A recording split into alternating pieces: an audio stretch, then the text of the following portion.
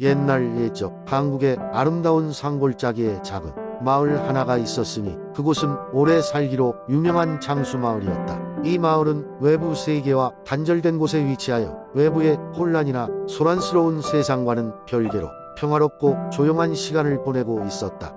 마을 사람들은 전통을 중시하며 조상 대대로 전해 내려오는 비법을 지키며 살았고, 그 결과로 많은 이들이 100년을 훌쩍 넘기는 수명의 주인공이 되었다.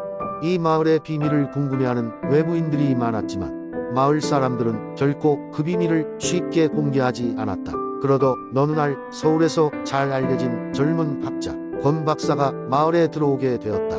그는 장수의 비밀을 연구하기 위해, 그리고 마을 사람들과 그들의 생활 방식을 직접 체험하기 위해 이곳에 머물기로 결심했다. 마을 사람들은 처음엔 권 박사를 경계했지만 그의 진심과 열정의 마음을 열게 되었다. 권 박사가 발견한 첫 번째 비밀은 음식이었다. 마을 사람들은 직접 기른 채소와 곡류, 청정한 산에서 길어올린 물을 주로 섭취했다. 특별한 비법이 담긴 김치와 된장은 발효식품으로 그들의 건강을 책임졌다. 권 박사는 이를 현대 과학적으로 분석해봤고, 이 식단이 면역력을 높이고 노화를 늦춘다는 것을 알아냈다. 두 번째 비밀은 생활 습관이었다. 마을 사람들은 늘 규칙적인 생활을 하며 해가 뜨기 전 기상하여 해질 무렵에는 하루를 마무리했다. 마을 내에는 휴대폰이나 인터넷 같은 현대 문명이 미비하였기에 사람들은 주로 이웃들과 함께 시간을 보내며 공동의 삶을 영위했다. 이러한 사회적 유대감이 그들의 정신 건강을 지켜주는 원동력이었다. 세 번째 비밀은 정신적인 수행이었다. 마을의 중앙에는 작은 사찰이 있었고, 이곳에서는 매일 명상과 기도가 이루어졌다. 마을 사람들은 마음의 평안을 찾기 위해 하루 중 잠시씩이라도 이곳에 들러 명상을 실천했다. 그들은 스트레스를 해소하고 마음의 균형을 유지하는 것이 중요하다고 생각했다. 권 박사는 이 세 가지 비밀을 연구한 후 자신의 연구 결과를 논문으로 발표하였고, 이는 전 세계에 큰 반향을 일으켰다. 장수마을의 비법은 현대의학과 건강 분야에서 활발히 연구되었고, 많은 이들이 이들의 식단과 생활 방식을 따르려고 노력하게 되었다. 시간이 흘러 이제 권 박사는 스스로를 장수마을 사람처럼 여기게 되었다. 처음엔 단순한 연구 목적으로 왔던 이곳이 이제는 그의 두 번째 고향처럼 느껴졌다. 그는 이곳에서 배운 평화와 장수의 비밀을 전 세계에 알리는 사명을 평생의 업으로 삼았다. 그러나 무엇보다 중요한 것은 장수마을의 진정한 비밀은 단순한 식단이나 생활 방식에 있는 것이 아니라 사람들 간의 사랑과 연대감, 그리고 자신을 돌보는 마음가짐에 있다는 것을 깨닫게 되었다는 것이다.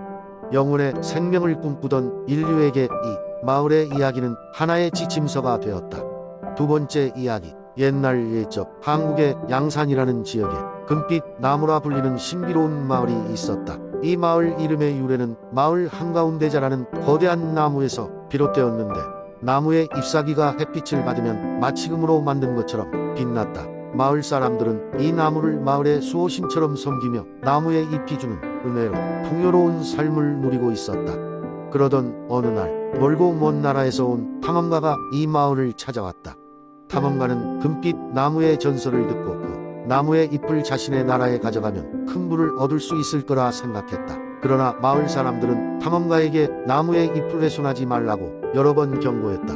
나무는 마을의 평화와 번영을 가져다주는 상징적 존재였기 때문이다. 탐험가는 처음에는 마을 사람들의 말을 듣는 듯했으나 욕심이 그의 마음을 잠식하고 말았다. 어느 날 밤 그는 몰래 모두가 잠든 사이의 나무에 다가가 가장 반짝이고 건강해 보이는 잎 하나를 조심스럽게 떼어냈다. 그 순간 나무는 갑자기 빛을 잃고 검은 안개가 마을을 뒤덮었다. 이튿날 아침 마을 사람들은 충격에 빠졌다. 풍요로움의 상징이었던 나무는 이제 어두운 잿더미처럼 변해 있었다. 그들은 한 목소리로 탐험가가 저지른 일을 책망했다. 탐험가는 자신의 잘못을 깊이 뉘우치고 마을의 평화를 되찾을 방법을 찾기 위해 노력하기로 결심했다. 탐험가는 여러 고난과 역경을 겪으며 마을의 오래된 선지자를 찾아갔다. 선지자는 그에게 마을의 전설을 이야기해 주었다.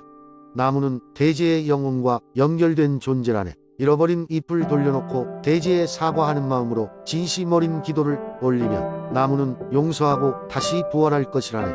탐험가는 사과의 마음을 담아 나무에게 기도하며 잎을 돌려주었다.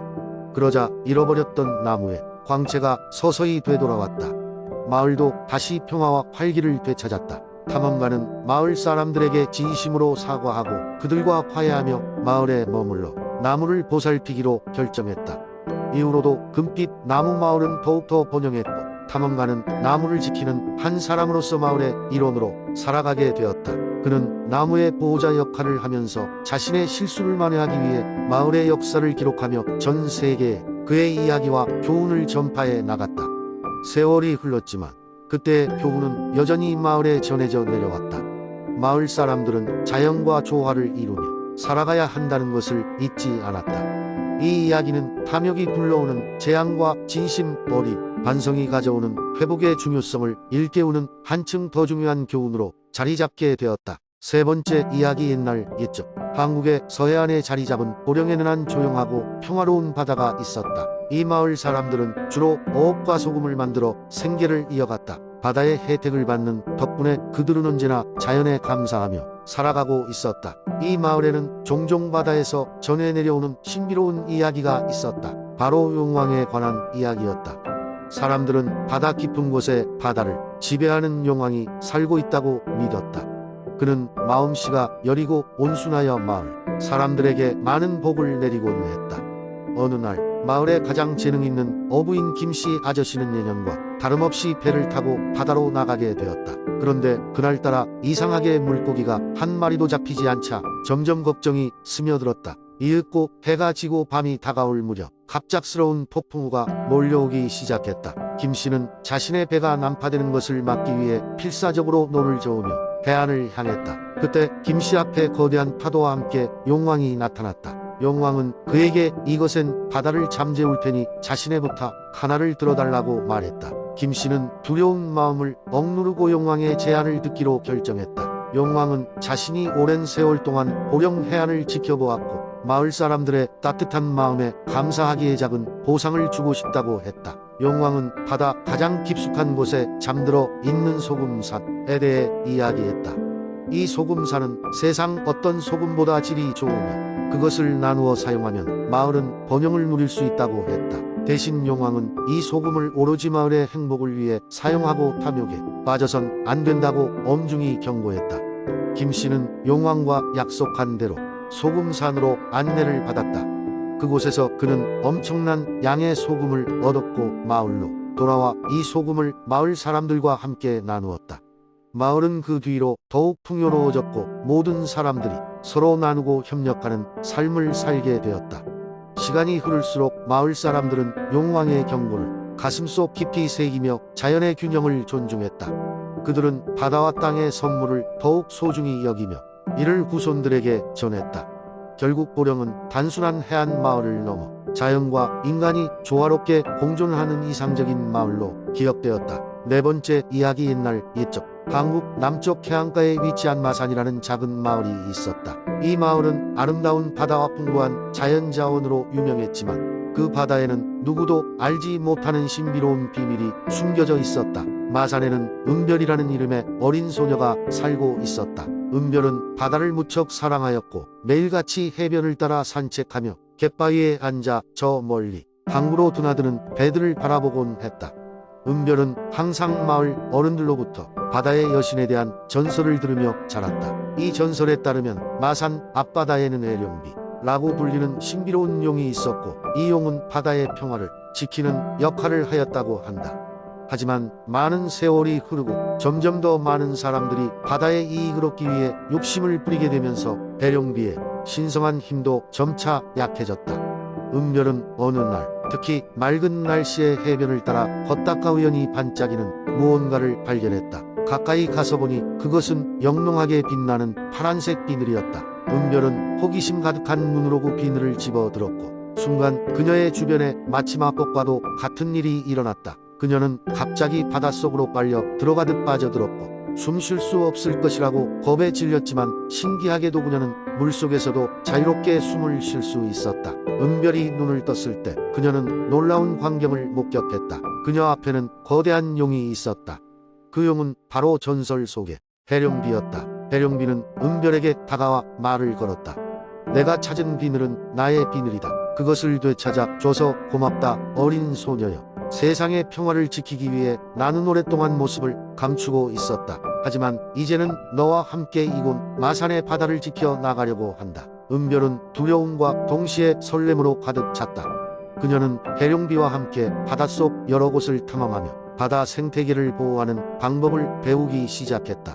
둘은 협력하여 어부들에게 바다의 중요성을 알리고 고래와 물고기들이 안전하게 살아갈 수 있도록 환경을 개선하는 데 힘썼다. 은별의 용감함과 해룡비의 지혜가 합쳐져 마산은 더욱더 풍요롭고 평화로운 마을로 변해갔다. 은별의 놀라운 모험은 마을 사람들에게도 전해졌고 사람들은 점점 바다의 중요성을 깨닫게 되었다. 그 후로도 은별은 해룡비와 함께 바다를 돌보며 살아갔고 마산은 전설 속에 나오는 평화롭고 영원한 곳으로 남게 되었다. 세월이 흘러도 은별의 이야기는 마산의 어린이들에게 전해지며 바다와 자연의 중요성을 일깨워주는 지혜로운 전설로 남아있다. 다섯 번째 이야기. 옛날 옛적 서울의 한적한 마을, 지금의 강남구에 위치한 곳이었습니다. 이곳에는 아름다운 산이 있었고 그 산을 지배하는 한 마리의 은빛 여우가 살고 있었습니다. 사람들은 그 여우를 달빛 처우라 불렀습니다. 왜냐하면 매달 보름밤이 되면 마치 달빛을 마시는 듯한 모습으로 산이 꼭대기에 올라 세상을 바라보았기 때문입니다. 이 여우의 얽힌 전설은 아주 오랜 역사를 가지고 있었습니다. 사람들은 달빛 여우가 순수한 사람들의 소원을 들어주며 그 대가로 작은 선물을 받는다고 믿었습니다. 하지만 여우의 선물을 받은 사람은 자신의 욕심을 절대 채우지 말고 오직 순수한 마음으로 다른 이들에게 도움을 주어야 한다는 엄격한 규칙이 있었습니다. 어느 날 이 마을에 사는 한 소년, 이름은 재준이었습니다. 그는 부모님을 일찍 겨이고 할머니와 함께 살고 있었습니다. 재준은 매우 가난했지만 그의 마음은 누구보다도 착하고 순수했습니다. 그는 항상 할머니를 돕고 마을 사람들과도 두루 친하게 지냈습니다. 재준은 보름달이 뜨는 밤이면 산 꼭대기에 올라 달빛 여우를 보곤 했습니다. 그때마다 그는 소원을 빌었습니다. 저의 할머니가 오래오래 건강하셨으면. 그 소년의 소원이었습니다. 그의 정성에 감동한 달빛 여우는 어느 날 재준에게 나타나 말을 걸었습니다. 재준아, 내 소원은 참 아름답구나. 그래서 너에게 소원을 한 가지 이루어 주겠노라. 하지만 기억해야 한다. 내가 받는 축복은 다른 이들을 돕고자 할 때만 힘을 발휘한단다. 재준은 커다란 눈으로 여우를 바라보며 고개를 끄덕였습니다. 여우는 하얀 빛을 내뿜으며 사라졌고 다음날 아침이 되자 재준의 집 앞에는 신비한 꽃 한 송이가 피어 있었습니다. 이 꽃은 병든 이를 치유하는 힘이 있다는 달빛 여우의 특별한 선물이었습니다. 재준은 그 꽃을 할머니에게 보여드리며 늘 할머니의 건강을 기원했습니다. 그리고 마을 사람들 중 아픈 이들을 발견하면 그 꽃을 보여주며 도왔습니다. 시간은 흘러 재준은 점점 성장했고 그의 정성 덕분에 마을은 평온해졌습니다. 하지만 어느 날 재준은 커다란 유혹에 빠졌습니다. 한 재력가가 그 꽃을 거액으로 사겠다고 제안한 것입니다. 그는 잠시 고민했지만 결국 그 제안을 거절했습니다. 마을 사람들과 할머니가 꽃의 힘 덕분에 행복하게 지내는 모습을 본 것이었습니다. 세월이 흘러 달빛 여우는 다시 한번 재준 앞에 나타났습니다. 너의 순수한 마음에 감동하였구나. 이제부터 너는 진정한 친구이자 마을의 수호자가 되었단다. 그리고는 여우는 영원히 사라졌고 재준과 그의 마을은 더욱 밝고 행복해졌다고 합니다. 이 이야기는 서울, 그 중에서도 강남의 기원이기도 합니다. 사람들이 이 마을을 사랑하고 보존해 나가는 이유 중 하나는 바로 이 전설 덕분이라는 이야기가 전해 내려오고 있습니다.